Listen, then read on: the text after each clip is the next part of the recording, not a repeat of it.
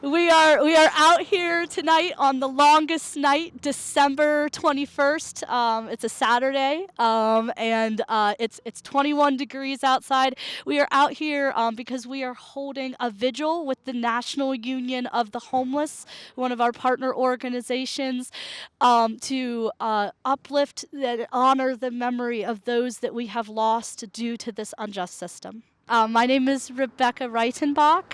I use she, her pronouns, and I am with Put People First PA, and our national formation is the NonViolent Medicaid Army. We want to unite folks across all lines of division and build and develop leaders in order to end poverty and the unjust system that is killing our people once and for all, both here in the United States and around the world. There are short-term answers, right, what we would call Band-Aids, right, that treat the symptoms of the unjust system, right? So there are mutual aid projects that are out there, and those are a great way to directly impact communities. We ourselves hold people's clinics where we offer free healthcare services as a way for folks to start organizing with us.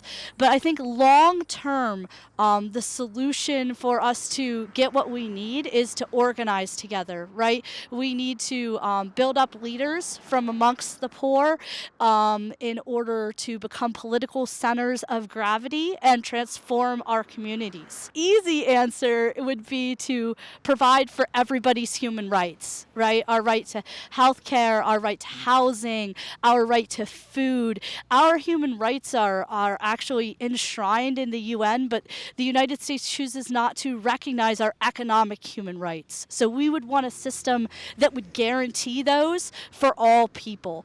But exactly the details of that, right? That's a little bit trickier, and I think it's going to take everybody thinking together. We have a saying, nobody knows everything, together we know a lot. I think it's going to take us going out into our communities, finding the other leaders that are out there and finding out what they know and getting everybody to think together about exactly what a new system, a transformed system would look like. I mean, it's easy to give into despair when times are hard, right? It is. And I'm not going to try to pretend that times aren't hard. I'm not going to pretend that folks are not going to continue to suffer and die, but the hope is in humanity itself, right? We have incredible abilities to transform our environment, to transform ourselves from the inside out, and together we can do incredible things. We have done incredible things. You look at how far humanity has come, and just there's so much hope in how far we have yet to go, and I am excited about that future that I do believe that we have. We have overcome incredible obstacles, and we will continue to do so. Welcome everyone to Northeast PA's first ever longest night memorial with the National Union of the Homeless. We have sign-in sheets and snacks at the table, as well as coffee and hot chocolate, courtesy of the People's Guild. Shout out to our partner orgs for making this historic moment possible. During the holiday season, the National Union of the Homeless takes action together across 5 different regions of the United States. In the South, in Appalachia, in the Midwest, the West, and the Northeast, to declare housing and healthcare now, an end to genocide and the war economy. No more death on the streets, both here and abroad. The National Union of the Homeless's Winter Offensive is a series of organized actions and protests that stretch from Thanksgiving through Martin Luther King Jr.'s birthday, which highlights this period of time when the poor and homeless experience the most deadly conditions and the highest rates of suicide and death.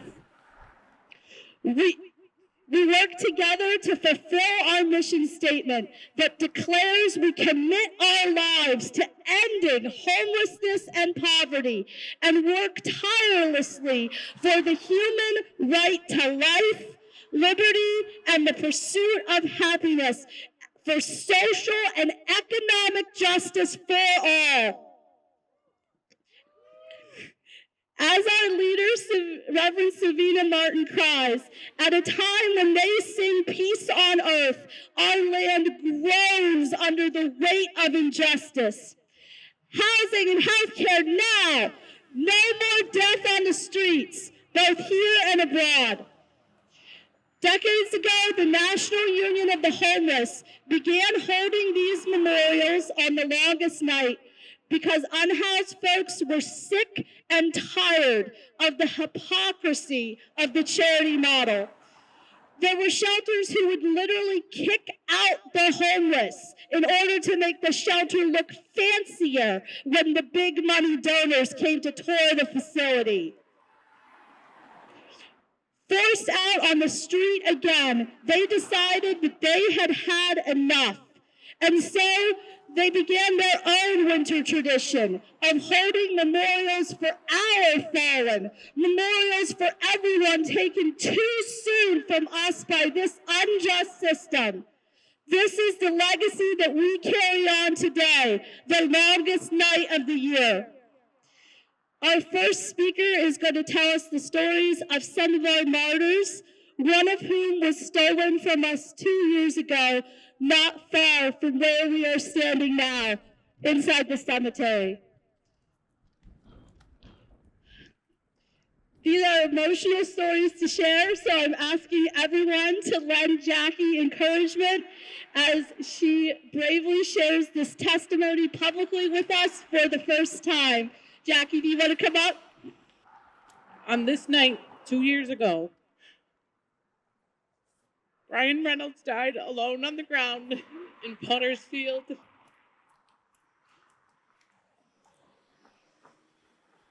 His body was found the morning of December 22nd by someone walking their dog. He was just 59 years old at the time, and a father as well as a grandfather. Brian was homeless during this moment and struggling with complex health issues. Most recently, before his death, Brian suffered a broken collarbone when he tripped in an abandoned building he slept in. A short time after his initial injury and surgery, Brian would need another surgery. The screws and supports drilled into his bone had collapsed,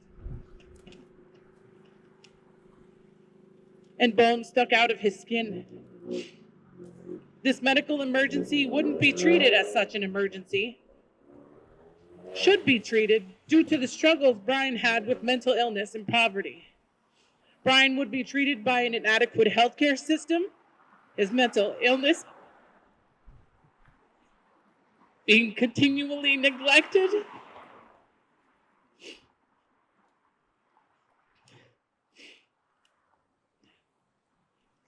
I apologize. His basic needs being ignored, and expected to pull himself up by the bootstraps with one arm and a sling. Not a day goes by that I wish I could have done more for him. But having Brian live with his family was not an option. The system forced us to choose between the health and wellness of ourselves and the health and wellness of a family member struggling with mental illness. Before Brian died, I was called by a local advocate to try and talk to Chris. He too was homeless, struggling with mental health issues, and had cancer. Eventually, he turned to hospice because fighting to live on the streets with cancer was a battle he felt he could not win. There was also Robert. He too was homeless, struggling with complex health issues. A few caring folks and myself would check in on him, help him get clothes, boots, and food he could eat. Meanwhile, a once local advocate and politician was using Robert's image and story as poverty porn on social media, asking for donations and claimed to be assisting him. The propaganda was all lies. And this person claiming to help was doing nothing of the sort. This person used social media to ultimately exploit a sick, homeless man's suffering, to grow yet another inadequate, non-governmental organization and polish his own image for political gain. This is when I learned firsthand what a poverty pimp is and what one looks like. This system of false scarcity that prioritizes ego and profit over our human rights is unjust and immoral. The system of capitalism that allows CHS to purchase Wilkes-Barre General Hospital and strip healthcare services from our community is evil. Instead of investing in the health of our people, corporations such as CHS take what they can from us, refuse to render adequate services, close down hospitals, and fail people every day. Treating mental illness doesn't produce enough capital to feed the greedy rich in their own mental illness, so they just refuse to do it. As a matter of fact, CHS would ultimately close down First Hospital, a mental health hospital in our community. During a time when poverty is the fourth leading cause of death and 800 people die every day because they can't afford adequate health care, CHS had to prioritize profits for shareholders over the ever-growing needs of the people. Shame. Shame! Since the repeal of the Mental Health Systems Act, led by President Reagan in 1981, which aimed to move mental health services from large institutions into community-based care, the rate of homelessness and incarceration in this country has skyrocketed. Inadequate support systems in our communities has fueled the crisis and continues to do so today. Healthcare corporations such as CHS, the owners of the hospital behind me, fail to provide adequate healthcare services for our communities. Such services are not profitable enough for their deep pockets, and the healthcare system we have in this country does little to nothing to correct itself. Many of us are all just a healthcare crisis away from poverty and homelessness. One accident, one cancer diagnosis, one heart attack, one mental health crisis from being forgotten and ignored. We must organize and put an end to this madness. We must continue to work hard and come together across lines of division for our human rights to housing, healthcare, and food, and our constitutional right to life, liberty, and the pursuit of happiness. There is so much more I could say about homelessness and how it is linked to healthcare, but for now I will say, no more death on the street. Put people first. Thank you. We change the narrative when we refuse to let our people die in silence, invisible, their stories untold. Hello, everybody. My name's Anita Nicely, and I'm from outside of Philadelphia. And this song, Mean Things Happening, comes from a previous effort to organize the poor and dispossessed in the United States. The Southern Tenants Farmers Union was a response to the conditions of the Great Depression in the South, and environmental catastrophes and the poverty that people face every day in the Delta, in Arkansas, in all those cotton-picking regions of the South. They all banded together across the color line. They formed a union and fought for their rights. And their troubadour, John Hancock's, wrote this piece to describe some of what they were seeing in this country. The Jim Crow, the poverty that drove people to suicide, that drove people to homelessness. And so we're gonna sing as they sang in those dark times. We're gonna sing in these dark. We're gonna sing this song, Mean Things Happening, in these times.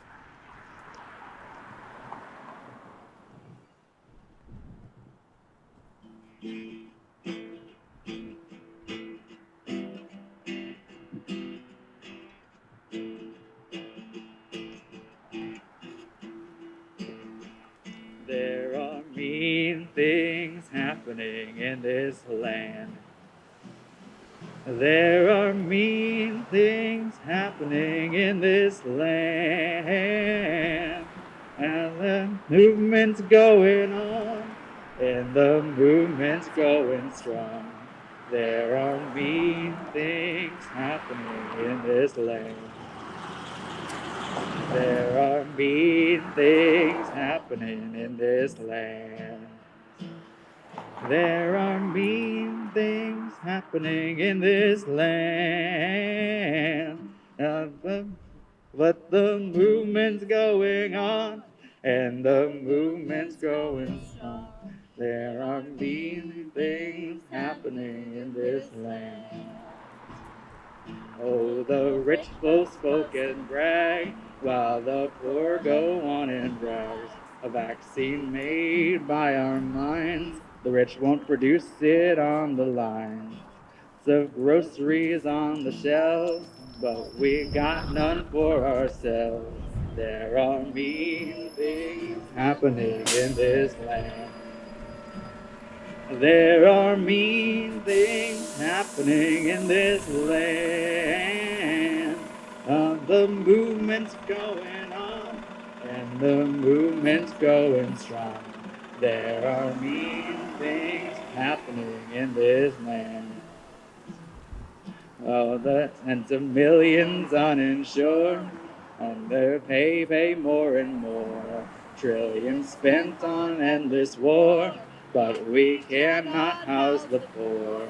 Poisoned land and poisoned lives, their rates are on the rise. There are mean things happening in this land. There are mean things happening in this land. But the movement's growing on, and the movement's growing strong. There are mean things happening in this land. And to serve a healthcare bottom line, our health and bodies in decline. There goes a healthcare billionaire, debt and suffering everywhere. And VMA is on the rise, the sick and afflicted will organize. Their healthcare is a human right, but we won't give up the fight. Now this part, that's represented by, in the past, the Southern Tenants Farmers Union, as well as by, nowadays, the NonViolent Medicaid Army. That's the good folks you see around you. There'll be good things happening in this land. There'll be good things happening in this land. The people take a stand and unite in a solid band. There'll be good things happening in this land.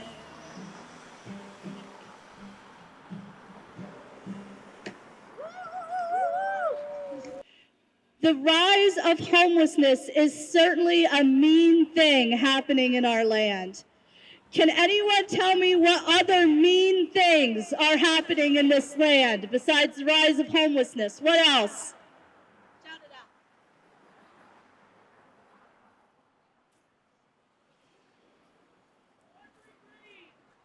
Corporate greed, prison slavery,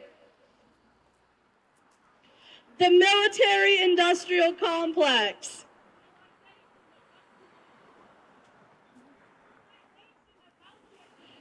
criminalization of healthcare conditions like mental illness and addiction, lack of adequate housing, lack of adequate health care, family separation, racism, and poverty. We know that all these issues are connected, and we will not be siloed and isolated into fighting for just one or two of them. We know that lack of health care often directly leads to homelessness. And we know that there cannot be any true health care for folks who lack housing.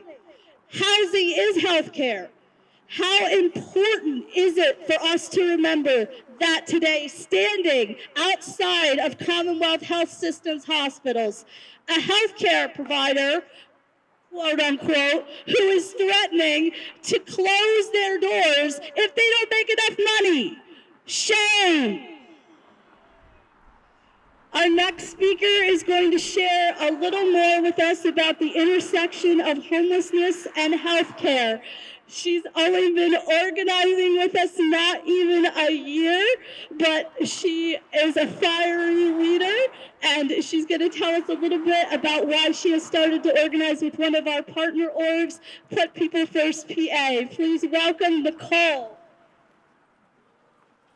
Hello, hello. Poverty is a policy decision that the state chooses. The state chooses to make over and over again, both through its actions with legislation, as well as its inaction where profits are always valued more than human beings.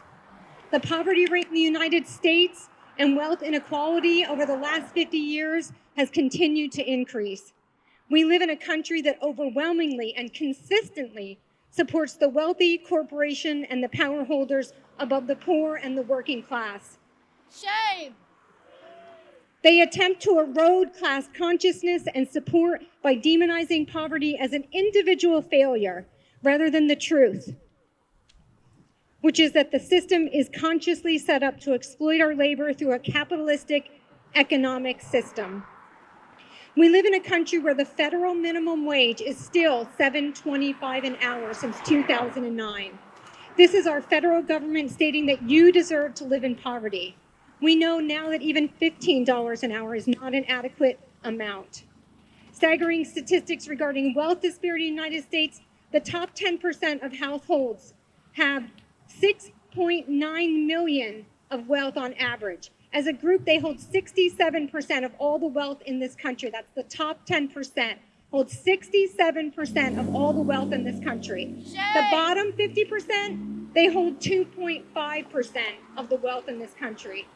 Black families own about 23 cents for every dollar of white families, and Hispanic families about 19 cents per dollar. Shame. Shame!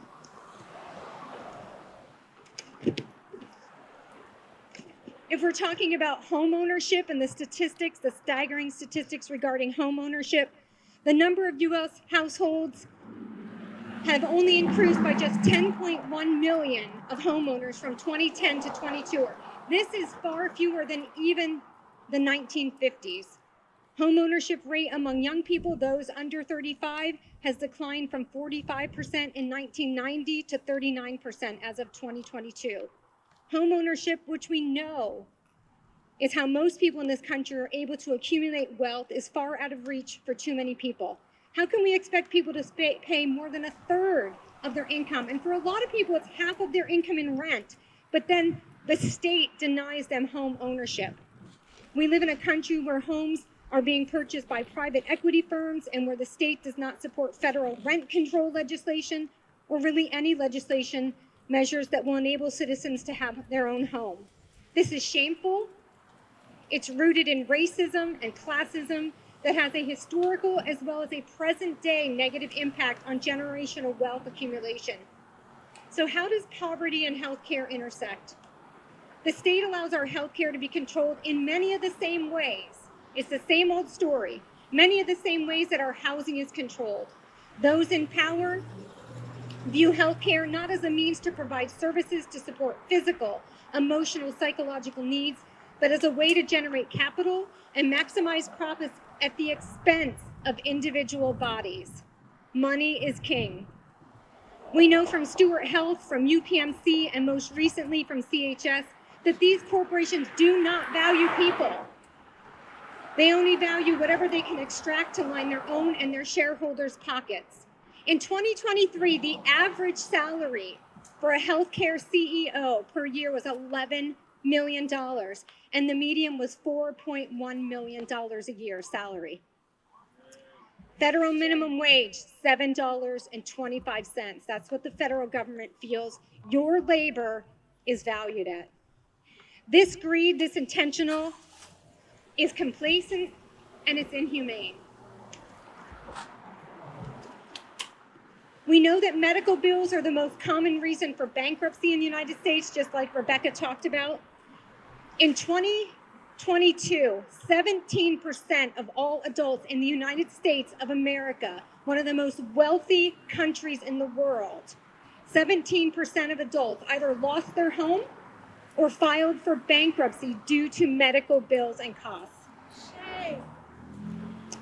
In February 2024, statistics show that approximately 6% of adults, or 14 million people, owed over $1,000 in medical debt, and 1% of adults, or 3 million people, owed over $10,000 in medical debt.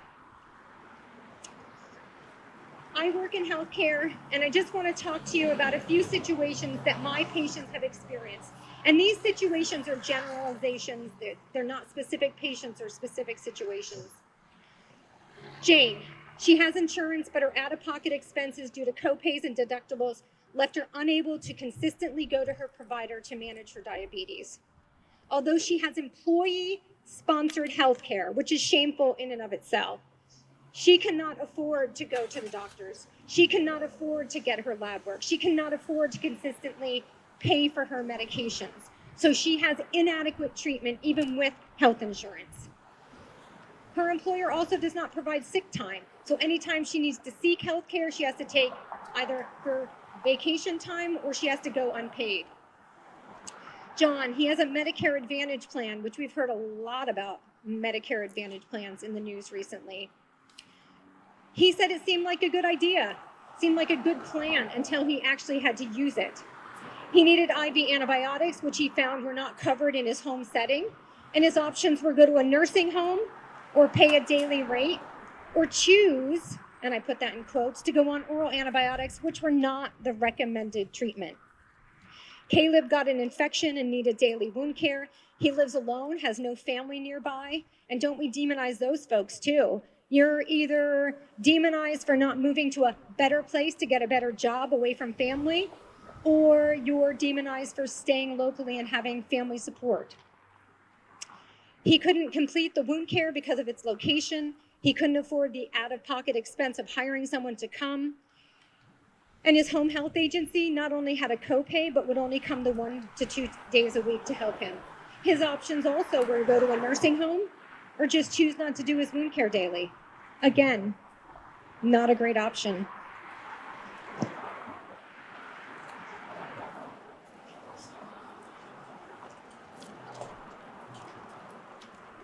These examples all show that we give people the illusion of choice.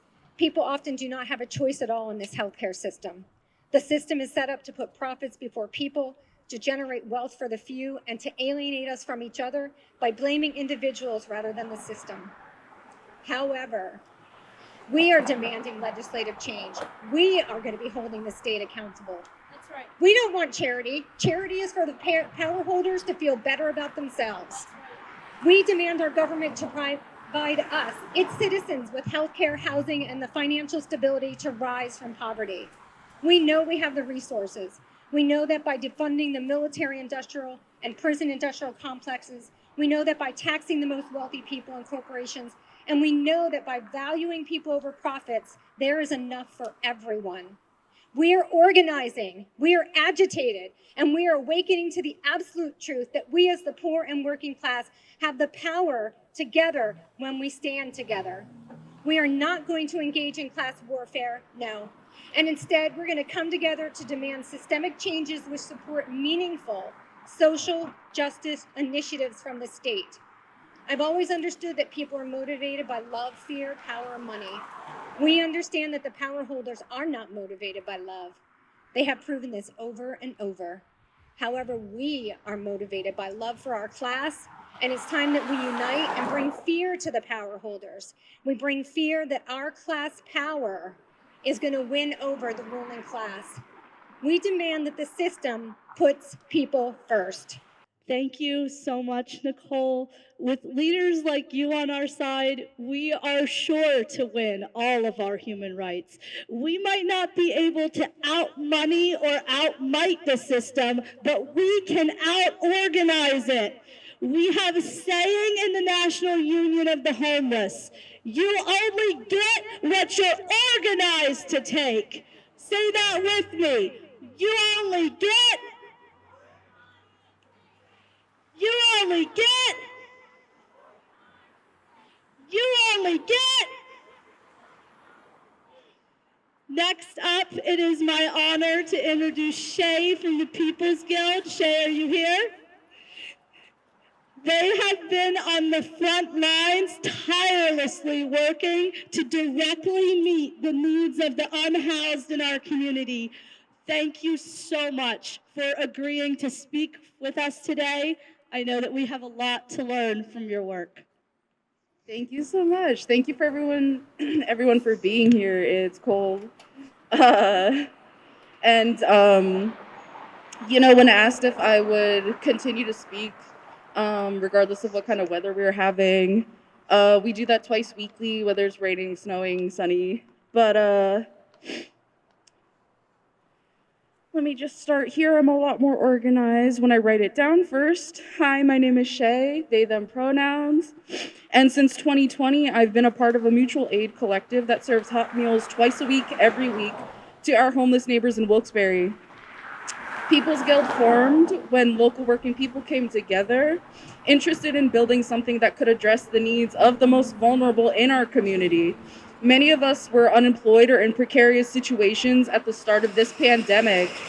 Therefore, the goal became clear: to foster a supportive and resourceful community.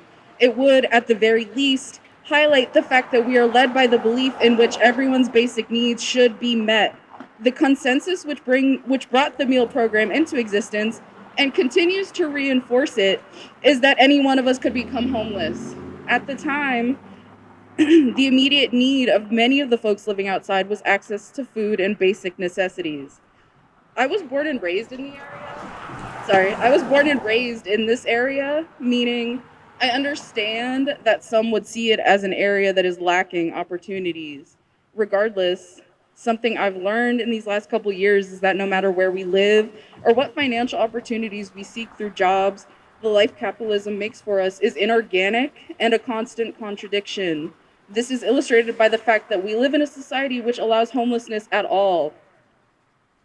Prevention boils down to a simple answer, which is housing. We're often making sacrifices and unfair decisions in the direction of surviving these oppressive systems to avoid homelessness. Even if we successfully do so, a lot of the time we're effectively stunting our natural lives as human beings. Universal housing could offer stability in a way that would improve quality of life and offer more choice in so many of the situations we find ourselves in as a direct result of capitalism. But that's why we're here. We're all at this event to show solidarity. Living in poverty, especially experiencing homelessness, is a constant constraint on one's life. I've seen when we put in any effort, there are numerous opportunities to offer aid and support. Just like now, we're here to advocate for homeless people to have their humanity recognized and to honor those who are no longer with us, directly tied to their lack of resources. We've seen this here in our own city when encampments are swept, shelters are full, and homeless people are subjected to police harassment. It's not acceptable. Thank you. Anita is going to lead us in singing "Let's Go Down and March Together."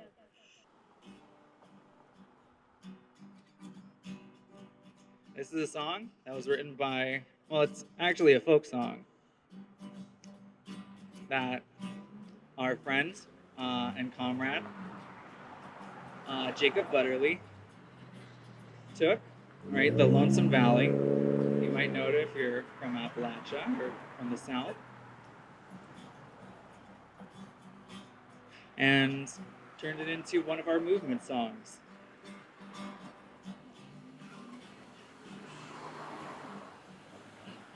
Go down and march together.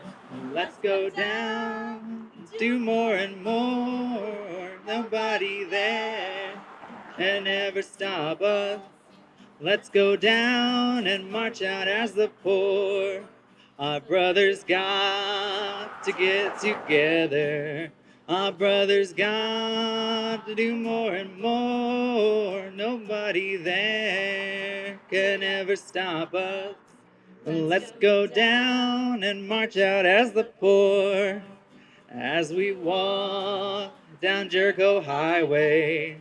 As we walk down side by side and surrender one another to the bandits and the robbers along the ride. Let's go down and march together. Let's go down, do more and more. Nobody there can ever stop us. Let's go down and march out as the poor. We're gonna march through the valleys. We're gonna march along highways too. And as we march along together, we'll win back what they stole from me and you. Let's go down and march together. Let's go down, do more and more. Nobody there can ever stop us. Let's go down and march out as the poor. And when the road gets rough and rocky, when the hills get steep and high, we're gonna sing as we go marching, and we'll win our revolution by and by. Let's go down and march together. Let's go down, do more and more. Nobody there can ever stop us. Let's go down and march out as the poor. Let's go down and march out as the poor. Why do you all think the song says that we march out as the poor? Have you ever heard of anybody taking pride in being poor? Well, we do, because we know that those most directly impacted by the problems that we face are those best suited to lead the movement for change. We defy the ruling class narrative that we should be ashamed to be unhoused or poor. Why do y'all think the song says that we should march out together? Because it takes all of us, united across all lines of division, in order to transform society. We cannot let petty differences like race or gender or sexuality or age or geography or anything else stop us from marching forward together. Forward together! Forward together. Y'all say not one step back. Forward together.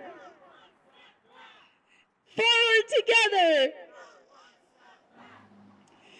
I'm going to ask Anaya to come forward now and share with us a powerful poem that she wrote about our collective fight.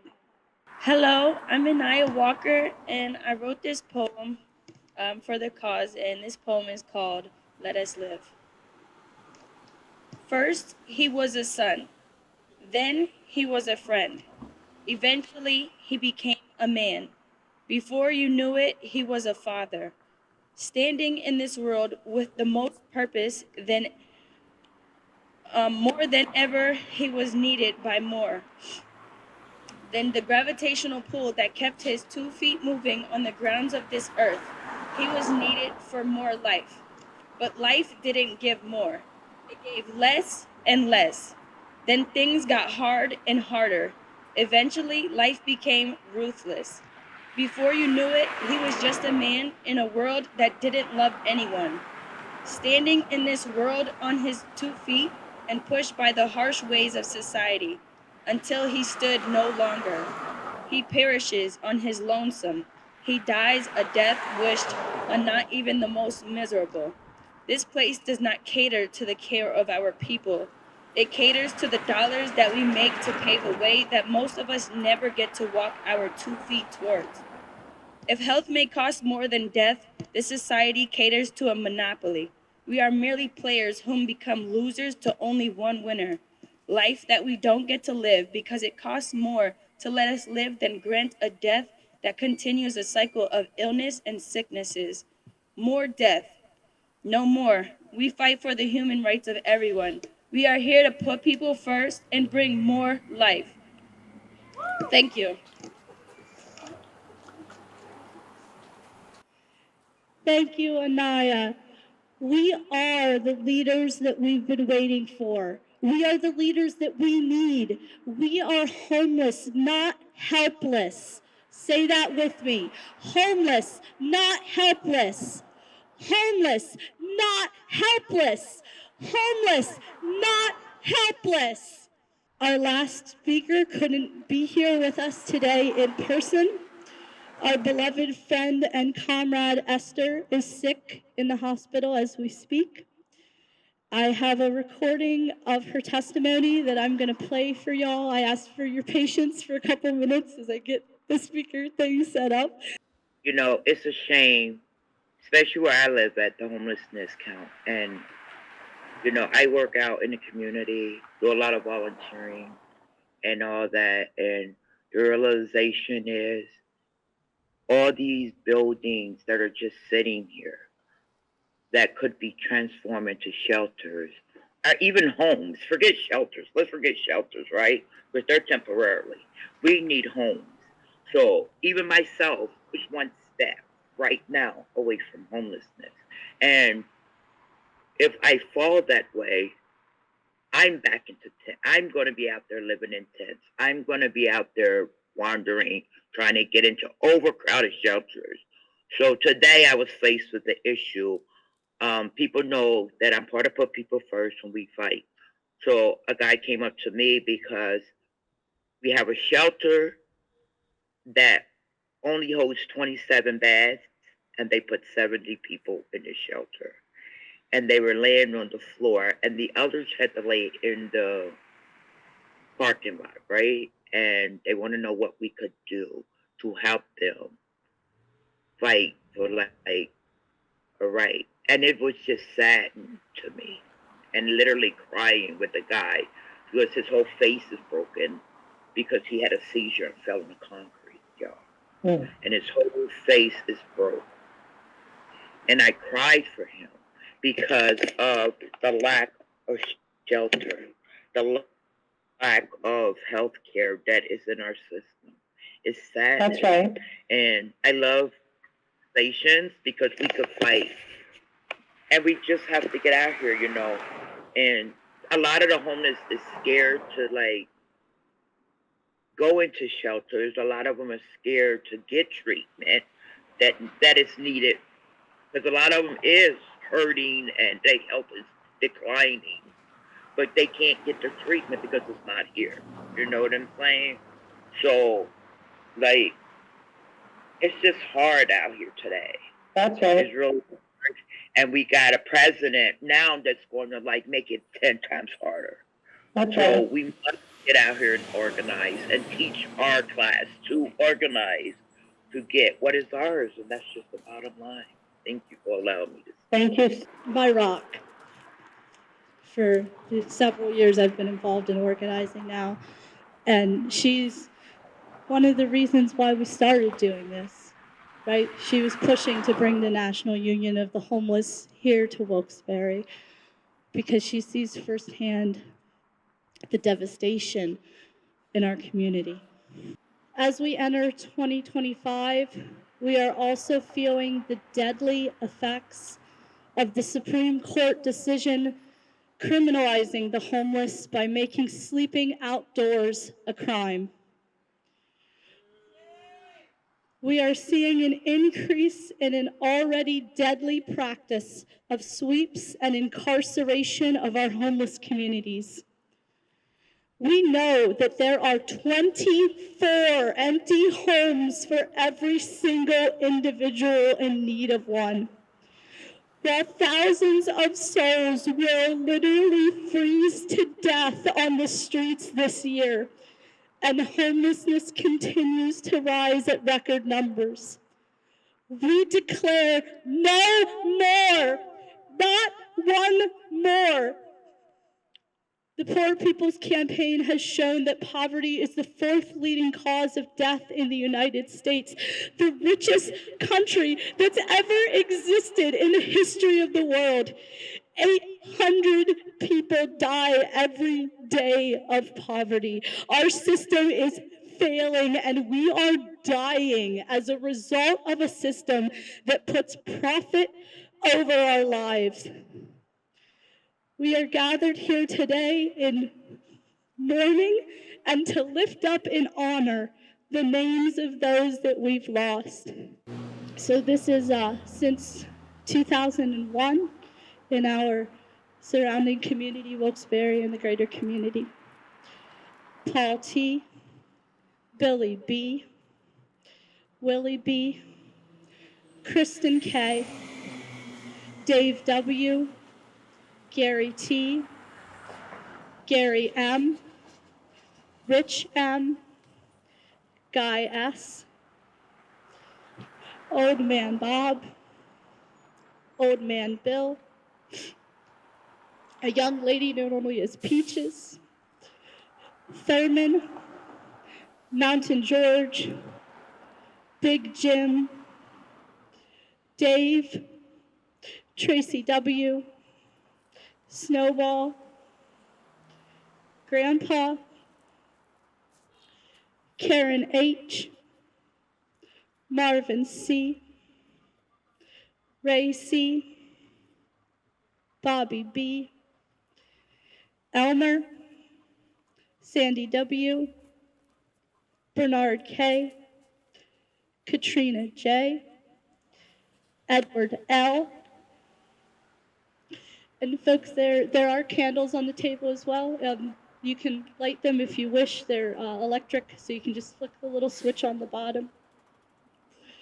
As we remember these folks that we've lost: Eric C., Spencer, Stephen S., Bob H., Suzanne, John O., Alberta M., Chad K., Stephen L., Scrappy, Emmy, Tony D., Carl H., David G., James M., Kevin T., Myron D., Donnie R., Carolyn W., Dwayne K., Darren S., Shirley K., Donnie T., Dan R., Rick R., Wayne M., Nick C., Richard C.,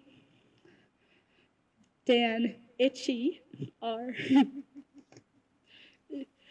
Barry K., Jeff M., Willie B., Jessica S., Mike D., Bonnie, Stephanie Z., Melissa B., Caitlin N., Grumpy, Joe K., Mickey O., Catherine D., Miss Diane B., Quentin D., Jim, Corey W., Tex, Bobby F., Lee F., Kevin, Crystal F., Ray F. and Ray F. II, Katie M., Billy R., Tom K., Veronica C., Claudia H., Margaret P., Lydia R., Ashley K., Kara D., Wendy K., David B., Willa, Diana A., Alyssa W., Sean M., Rambo Steve, Jackie B., Robert N., Jennifer L., Pam K., Tammy H., Maggie R., Gloria E., Candace T., Chuck D., Michael D., Hope R., Gloria E., Matthew A., Jonathan F., and Yolanda B. So as we're reading these, and I think we're all a little uncomfortable physically from being out in the bitter cold, uncomfortable emotionally and psychologically, just realizing the magnitude of how our system has failed us. I just appreciate you being here, and I just so appreciate being part of speaking these individuals' names out, honoring them, remembering them, and being part of something where we can have change. Barbara H., Larry W., Bobby G., John Schill, Larry W., Nick Karp, Jimmy S., Chop, Maureen, Larry, Derek, Robert, Mike H., Lola, Stephen D., Matt J., Charlie W., Louis J., Leon A., Edward E., Mike P., Grover M., Fred M., Bill S., Ryan M., Shorty, Barbara N., Ryan S., Ed S., Jimmy D., Mark K., Eric V., Henry D.,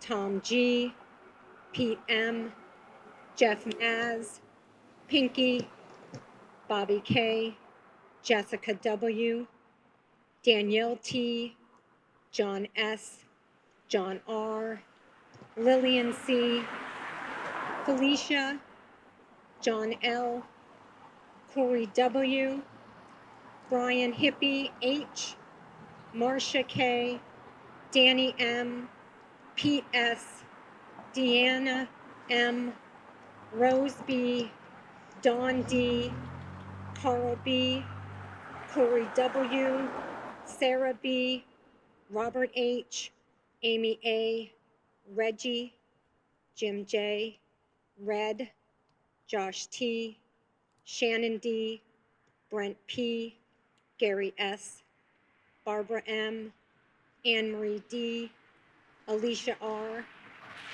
Emily T., JR, David W., Patsy N., Todd K., Jude K., Ray A., Mercedes, Saturday, Maggie, Mary, Grace, Billy Joe W., Dina C., and everyone and all the individuals who remain unnamed. Is there anybody whose name we have left out? Anybody that you know of here in the community? Anybody that you loved who died because of this unjust system? My name is Laura, if anybody doesn't know. I had a cousin. He was 44. He had cancer, and he had a disabled daughter. And because he had a severely disabled daughter, they lost their home. Him and his girlfriend. He had 2 other kids and medical bills and whatnot. He was staying with family, and he got cancer while he was taking care of his severely disabled daughter. So make a long story short, he got over his cancer. He was able to get treatment and all that, but he had to recover, and he couldn't go back to work. And obviously, the mother of the children couldn't work because the daughter was so severely disabled. She tried to work, but the daughter just needed way too much care. So what ended up happening is they went for assistance, And the caseworker told him he needed paycheck stubs to qualify for housing. Now, he didn't know. He went back to work. 3 days on the job, heart attack, died. Left the mother of the children. Now she's alone, and she's got a severely disabled daughter to take care of and 2 other kids.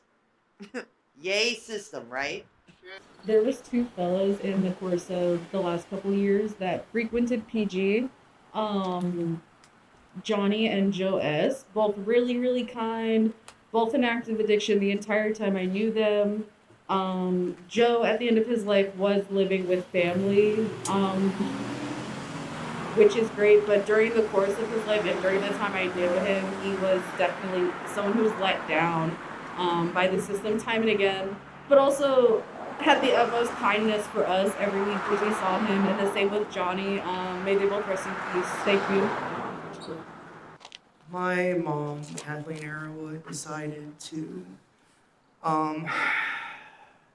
deal with, or I don't know if she found out, but instead of going through the system to deal with whatever cancer she found, she decided to just let it take its course, and unfortunately she died a year later without the care she needed. So, Kath Arrowwood, thank you. This unjust system that is killing us, that is working us to death, that is crushing us with poverty. Almost 2 years ago, my own father died of poverty, just like his name was John Reichenbach, and I loved him very much, and I missed him every day. He worked himself through not 1 but 2 heart attacks, and he was not able to recover.